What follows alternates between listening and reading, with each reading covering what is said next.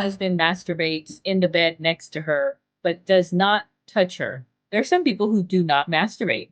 About 40% of people do it at work. It's National Masturbation Month. These are battery operated, long lasting, highly stimulating. So, what happens when you need that to achieve orgasm? I'm going to get people arrested. What if a partner is intimidated? Hi, Tanya. How are you doing? Doing well, Erin. How are you? I'm good. I'm good. It's the weekend, and so it's fantastic. Always is on Saturday and Sunday. Mm-hmm. Yes. Now, right before we got on the call, you were mentioning that you were recognizing that it was both Mental Health Awareness Month and National Masturbation Month. And you said you had a funny encounter with your mom. Yeah. Um, so I'm so happy to see on, national channels that they promote Mental Health Awareness Month, May as Yeah. Mental Health Awareness Month. Mm-hmm. And so we're sitting there in the living room and she's in the kitchen preparing something.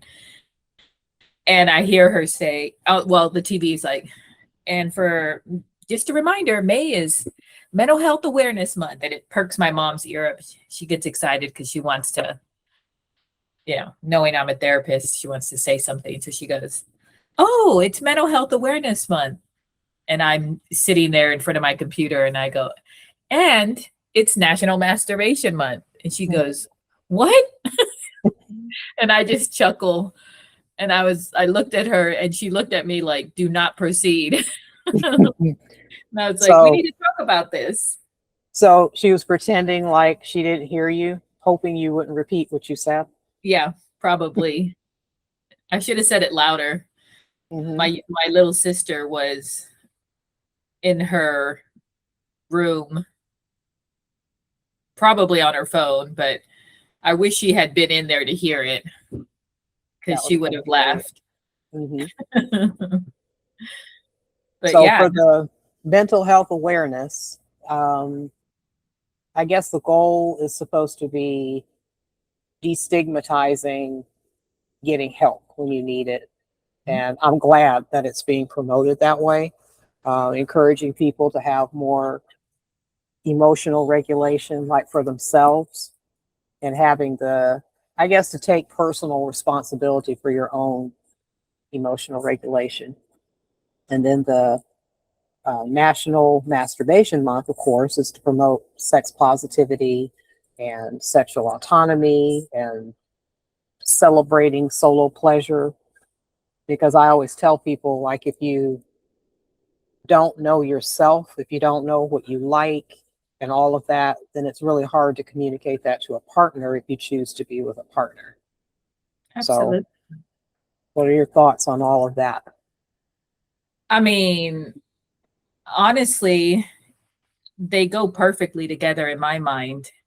Um, because you absolutely need to have a release of some sort.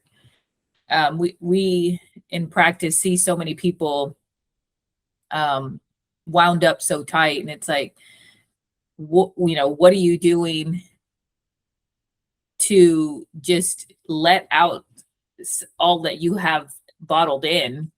And masturbation is a great way. And I like the idea of figuring out what it is you want before you are engaging in partner sex, because you'll be doing things you don't want to do, which is then, um, tanking your own mental health. You're like not even getting pleasure out of it because you don't know what you like. And you will also find out things that you didn't know you liked. And what a better way to do it than with yourself while you're figuring that out, versus perhaps in the moment with someone else and you're like, I don't like this. Yeah, Um, so I think it's should be also promoted nationally. I And agree. a public service announcement I to agree, 1000%. It's a way to kill two birds with one stone during the month of May. yeah. And I've been telling my clients for years, like during the month of May, we shouldn't really have to schedule too many appointments because they're taking care of their mental health for 31 days. Yes. And isn't it interesting how you see the people, like there's some people who are all on board, like, Yep. yes, I can't wait. And then there's others like clutching pearls. What? Yeah. Like, well, come on. I mean, it's kind of surprising to me that there's some people who do not masturbate. They think it's, they have various reasons, inappropriate. Oh, you don't do that. It's taking away from partnership during partnered sex. And so, yeah, I mean, I guess we could, bring up some of the myths that exist. Not the stupid ones like, you grow hair on your hands or whatever. Like that's just, you heard that stupid one. But it does not, it doesn't take away from partnered sex, like we mentioned earlier. If you're able to pleasure yourself, then you're better able to communicate that to a partner. Mm-hmm. And then you don't have the anxiety and all of that because because you can communicate it and you're standing up for yourself and recognizing what your needs are and your wants and all of that. Mm-hmm. And so, yeah. There's different strokes for different folks and literally different paces. Female anatomy versus male anatomy. Yes. Quite, similar and different, the just being able to explore what is pleasurable to you is very useful. And yes. So plus, you ever notice how some people, if you don't, like, again, that release, you get those that rush dopamine. of dopamine that comes in that makes us just feel so euphoric and calm. We need that every now and again. I mean, we're go. Some people, I've heard some people say, they'll masturbate to go to sleep, which makes sense, right? Yep. You're feeling, stressed out or upset about something. Hey, you can go for a walk or masturbate. You're also going to burn some calories. So absolutely. And it is like, if you think about like before you go to sleep, like instead of, watching something on TV or whatever, like, I mean, this is a good way to elevate the dopamine and then the calming neurotransmitters, the serotonin and all of that, so that you can go to sleep and you're clearing your mind. And I could totally see how it pairs with mental health awareness. Yeah, Honey wanted to say something, I guess. She just jumped on my lap. What do you think about that, Honey? She's like, she wants to participate. She wants to be in the session. She said, this is a very interesting topic. What the hell are you all talking about? Yeah, so totally on board with those two being in the same month together. I agree. And I think there's less stigma, like the more we pair them together, because we're trying to destigmatize mental health awareness or just getting mental health. And we're also trying to destigmatize the sexual stuff. And so pairing them together, I think it's fantastic. Highly effective. Yeah. Highly effective in self-care. Absolutely. Stress management. Pleasure. Did you know that about 40% of people do it at work? I did not know are these 40% happen to be male, or did they? It just, the statistics that I've seen, if you, for, whatever credit you want to give the statistics, it didn't specify. Differentiate? Yeah. But then now people, once you know that, then you're going to be thinking, you're going to be looking at all of your colleagues and thinking, which 4 out of 10 people that I've seen today are leaving during lunch or going to get coffee or whatever. I could see that. A little voyeurism, perhaps, involved in there as well. I mean, shoot, stress at work is like the most stressful place. I agree. Now, as long we're not telling people to do this or not do it, but don't do it, and then you're like, you have the law enforcement swarming in at your building because you're doing something dumb. Like, don't do anything like that. But if you can sneak away to the bathroom or whatever, or you have your private office or whatever, yeah, go for it. But true. don't listen to this and think, well, she said we should do that at work. No, don't do any stupid shit. You know what I mean? I'm gonna get people arrested. Right? Yeah, don't do that. Yeah. Rub one out in private is better because you don't want to get caught. And even if you go to your car, like, make sure your windows are tinted. If somebody sees you, you're going to be in trouble if somebody sees you. So yeah, just whatever you do, be careful.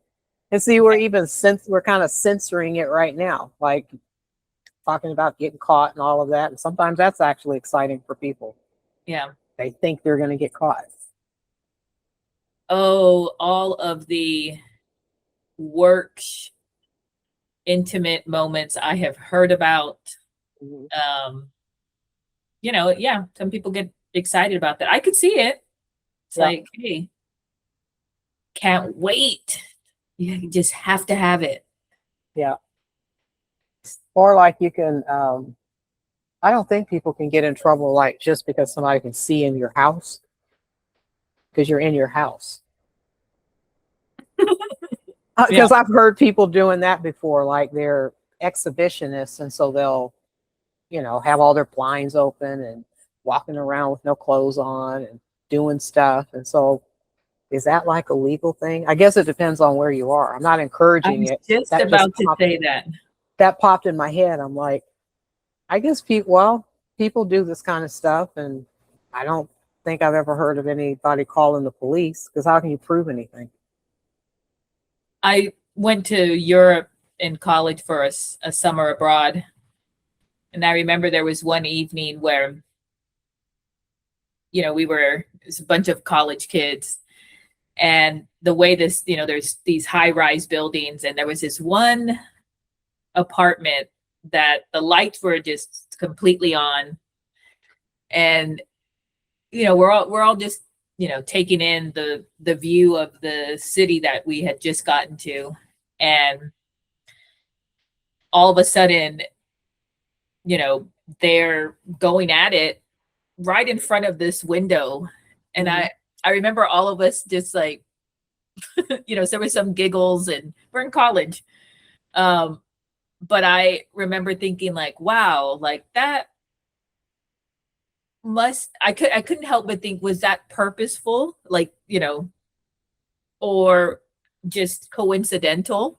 Either way, it made it kind of, for me, I was like, wow, like, could I do that? Would I do that? It opened my mind to the possibilities of public displays, but in the privacy of your own home. Yeah. But yeah, I didn't see any red and blue lights anywhere. And that was Europe, but hey, it's Europe. It was exciting, I have to say. Yeah. And I guess I'm still trying to figure out, like, how would something like that be illegal?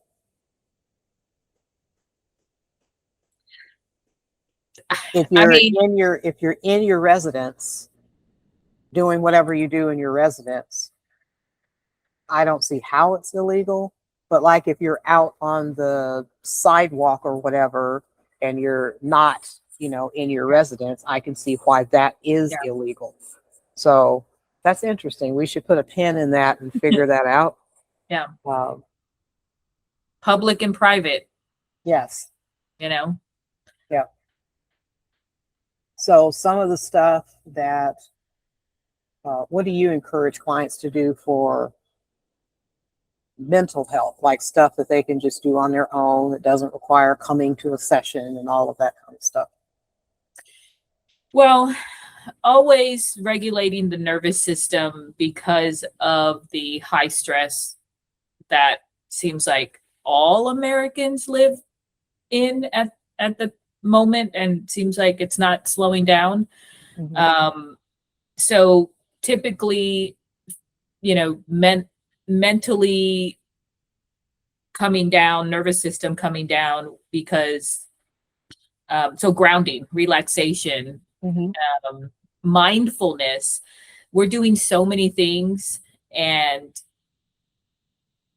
not feeling present.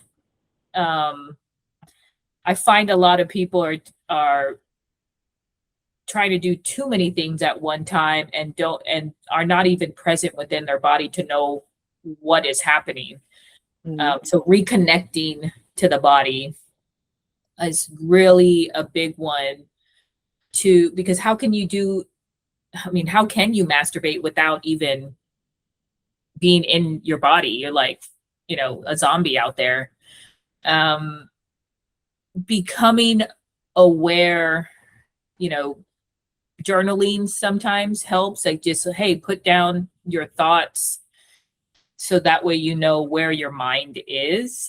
Because again, trying to slow a person down. Um, Obviously, take a moment. You know, I tell people, when's the last time you just like took a hot bath just to relax your body, your muscles, you know, put some scented lavender or, um, you know, just sat and listened to some music that you enjoy instead of just go, go, go, go, go. So everything that I kind of recommend is to bring down nervous system. I just feel like most people are in that spot. I agree. And you named several different things, different senses, like grounding. Like sometimes it can be listening to music because you're auditory, or, you know, you're into smell, you know, because it's associated with memory. Um, so all of those, like you mentioned, like bringing you so that you're present, because we're often not present Yeah. for most of the time. Yeah. Have you ever heard of that app, Insight Timer? I I'm haven't. sure. Have not? No, I haven't. Oh, okay. So it's always recommended by therapists. I am a therapist that recommends it. Um, it's I use it every single night, but hey, plug in where's Insight Timer? We should get it. Insight timer. I'm gonna Yeah. have to look it up. It looks like a Buddha bowl, a singing bowl, Uh-huh. but it has any, you know, a few minutes. I mean, there has hundreds of thousands of tracks on it. I specifically like to use it at night. It's a guided meditations to go to sleep at night. It goes through body scan to release tension in your body, because we don't even realize we're holding on to it until you start the scan and going through and you feel the release. You're like, I didn't even know I was holding that. It has mindfulness in there. You know, a few minutes of mindfulness a day really helps to become present. Like, hey, where do I feel the pressure as I'm sitting in this seat? What do I say? You know, I have a mahogany scented candle. Mhm. So, you know, it actually guides you through these specific things that, you know, as therapists, we're always trying to give these types of techniques and skills to people. But I always tell people, download the app. It's free. You do not have to pay for the upgraded version, but it is available. I mean, you can literally use it from the moment you wake up, 24 hours a day. It's a useful app. So that's one big thing. Probably every one of my clients will say that. I'm like, well, did you try it? Did you do it? But yeah, totally worth it, and it's free, most of it. Okay. And I could see something like that working as well, like guided masturbation. Like if it's a recorded um, breathing exercise, like you can use that, because it's guided and, telling you how to breathe and how to relax. You can also use those for masturbation, or you can have somebody whose voice you like record them reading something. And Yeah, that can be, help, with guided. It could be yeah, something erotic, yeah. if you're, Bedtime erotic story. yeah, something like that. You can try different toys, different intimacy devices, different types of lubricants. That's where you can explore a lot of these things because it makes it a little more challenging if you're including a partner. But if you're already familiar with it, then that helps you to be more confident when you're with a partner. So Yeah. different lubricants, the heating ones, the cooling ones, the water-based, the silicone. I recommend the Mhm. silicone lubricant more than any other because there's no scent or taste to it, and it's the ones that are the Water based. water-based ones, they disappear pretty quickly, but the silicone doesn't, and you don't need a whole lot of it, very, very little, and you have to wash it off in the shower. So Yeah. that's why I recommend that one. And then different devices, whether it's vibrators or dildos or cock rings or whatever tickles your fancy. Try different things. So Yeah. again, so that when you want to be with a partner, you can already know what you like and what you don't like. Yeah, there's nothing worse than trying out. Well, first of all, right, some people are like, I don't need any help. I do it all myself. Mhm. They're like, okay, well, that's one way. Um, but there's nothing worse than getting into a moment and you have hardly any lubrication because you are stressed out or you're not into it, something's not working right, and then you grab a lube that you haven't tried yet and Mhm.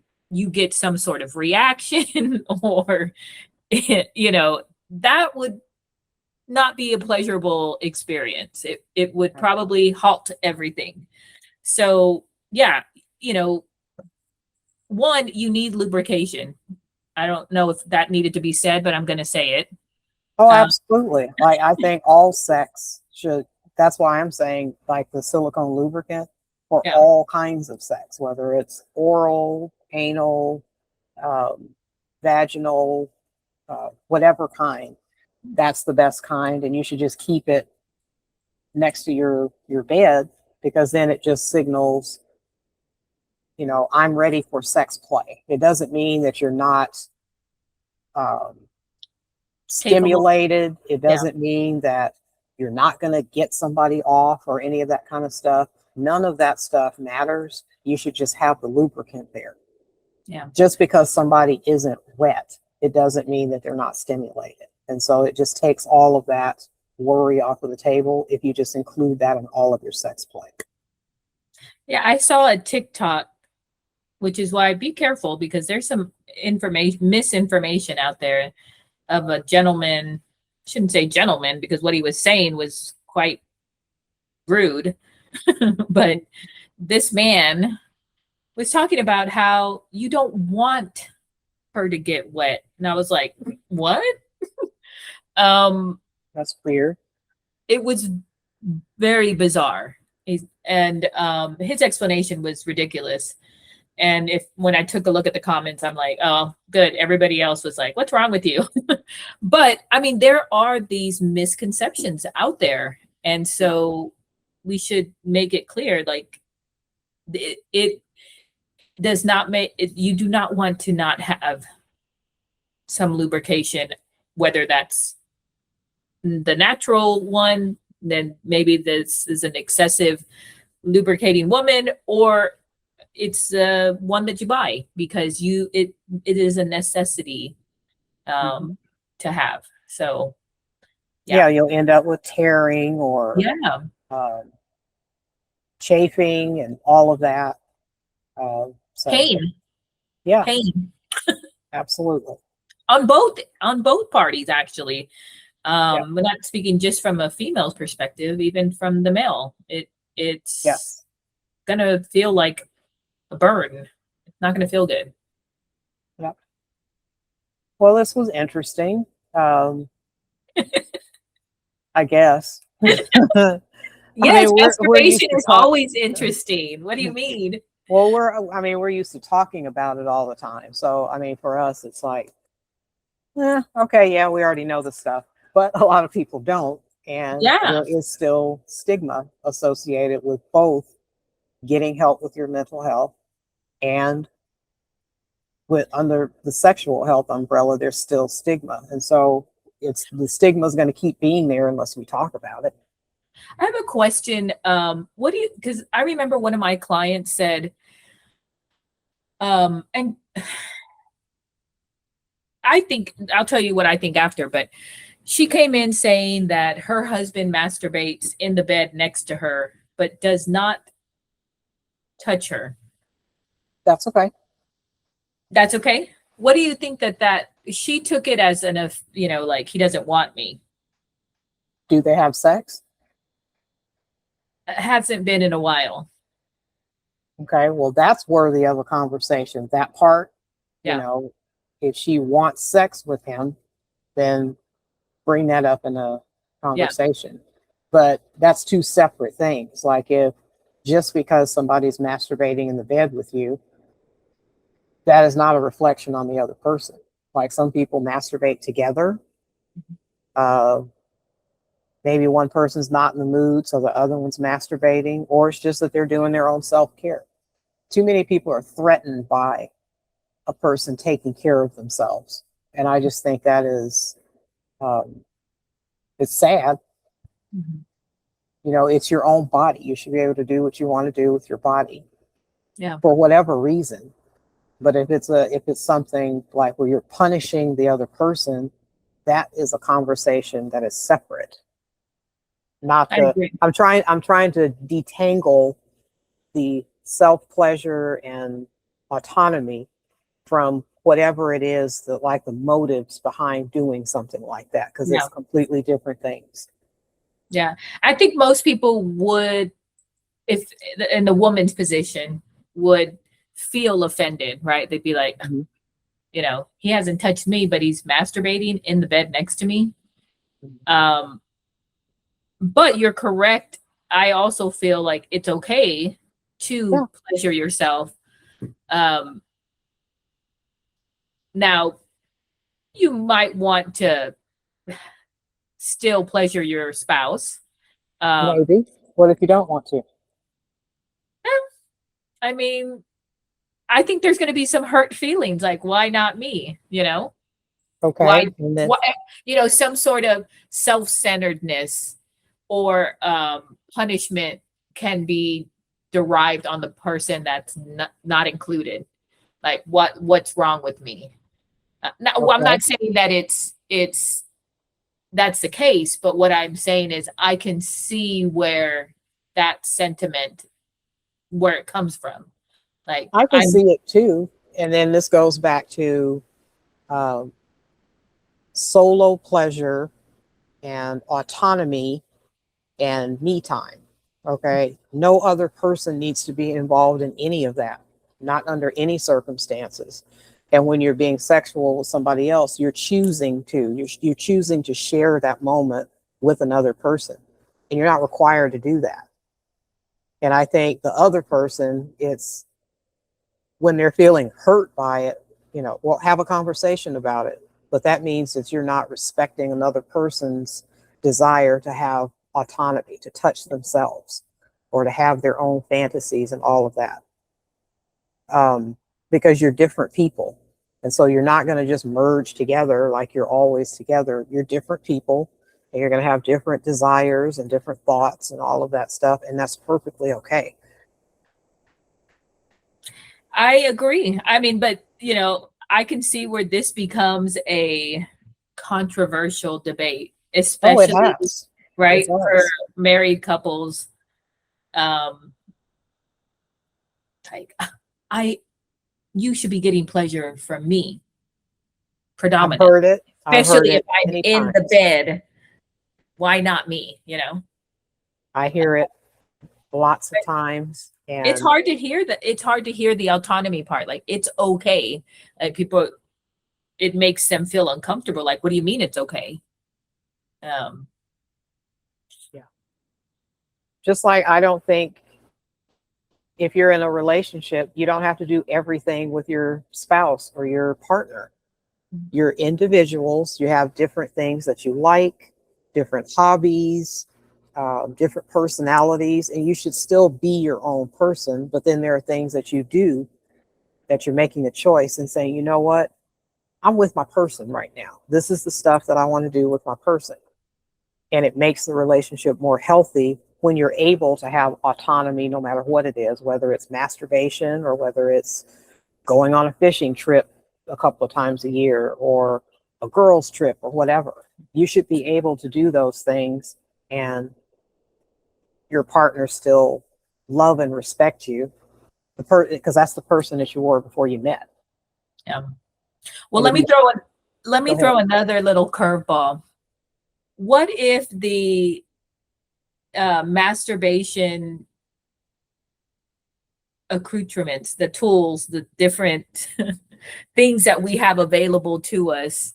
I mean, let's face it, these are battery operated, long lasting, highly stimulating. What if in Battery use operated, Tanya, let me stop you there.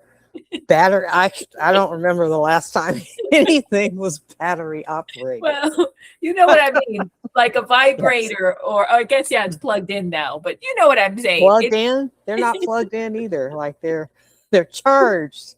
charged. There you go. That was the word I was looking for. But these devices are meant to last a long time with pack quite a punch, right? Yeah. So what happens when you need that to achieve orgasm and your partner is not able to achieve that same vigor as your device? What do you recommend then? Keep using the device. Give them the device and say, here, it's Yeah. in your hands. Yes. That's you communicate that, because the reality is most vulva owners do not experience orgasm by penetration. Yeah. It's usually by clitoral stimulation. And so there's nothing wrong with that, using a device for clitoral stimulation and have a partner penetrating. Mm-hmm. And so that can be two different kinds of orgasms. You know, one can be clitoral and the other one can be G spot. So Yeah. there's nothing wrong with that. And then including your partner is fantastic. You know, a lot of people enjoy that. They're like, you know, well, I can do this for my partner. You know, I'm playing with my partner. Mm-hmm. And so it shouldn't be intimidating. It's just another thing that you're adding on the sexual menu. Yeah. What if a partner is intimidated? How do you usually how do you usually encourage them to try it out? Well, I mean, I would want to know, what is the basis for the intimidation? You know, is it about, well, I'm not sexually sophisticated or I'm not sexually experienced? If it's that, then I encourage them to educate themselves. Yeah.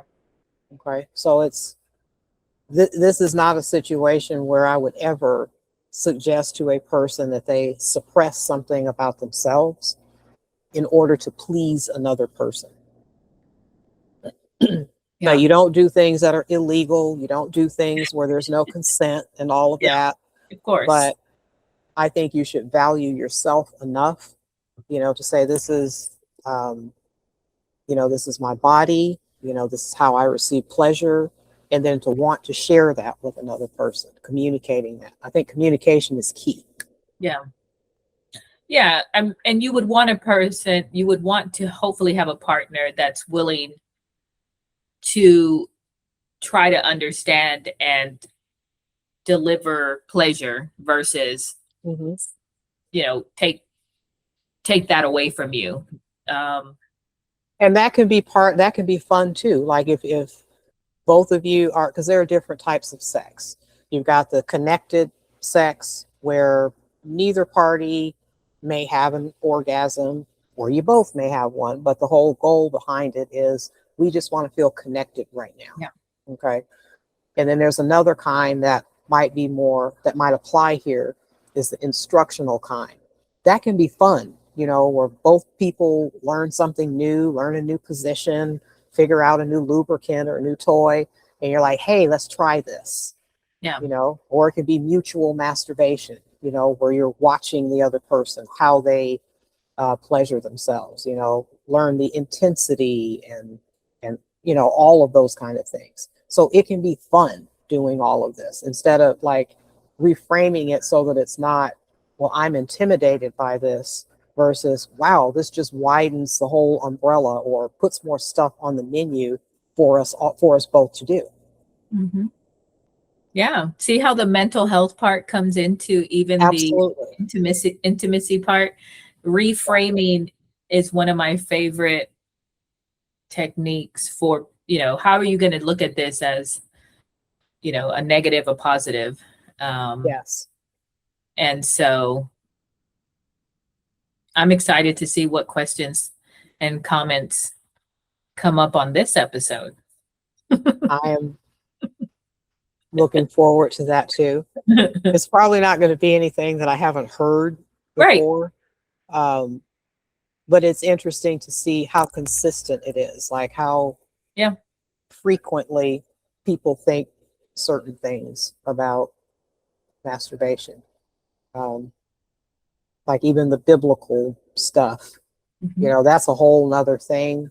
You know, like people may not do it for those reasons when, okay, so I'm very familiar with the Bible. And so I'll just say there's nothing wrong with masturbation based on the Bible. Like if that's the direction people are going in, that's not a,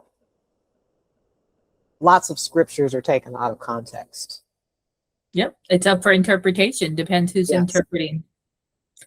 Um, and hey, if that's what you want, go, you know, I'm sure there's somebody that is willing to accommodate you in that Yeah. way. But there's other types of people with other types of desires and wants and needs. Mhm. And nobody should be shamed, in my opinion, or punished. I agree. Pleasure, self-care go together. So This was good. This was good. And yeah, like I said, I look forward to seeing comments too. And you know, every time we say, right, we've heard everything in that you can, and they all kind of fall into it. As a therapist, we're like, oh, this is this category, that category. But I do like to see the style, the little bit of accent of someone's comment, because, you know, it's the uniqueness of people. Even though we've seen it 100 times, uh, mhm. there, you know, people want to. I like to see how creative people can get. Um, Speaks to the type of style that I would prefer in the bedroom too. Like, hey, creativeness. Let's see what you Mhm. got. So, questions, comments, bring them on. We'll try to get Yes. to them where possible, as much as possible. Yes. And they'll be doing a bunch of weird stuff and, you know, sending these weird messages. And um, we're used to seeing that kind of stuff too. Yeah. The kind of, you know, how would I describe the comments? Let's just say that there have been guys that will leave messages on my work voicemail and send text messages requesting certain things, and I don't get offended. I just kind of roll. You can probably hear my eye roll from there, and I'm I just do like, hear it. okay, like, my goodness, we're going to do this again, like another one of these guys. And so I don't usually respond to it. And so I'm just putting that out there. If you're just being weird, I'm not going to even dignify the comment with a response. Like, we're professionals and we're speaking as professionals. So let's just leave it at that. Yeah.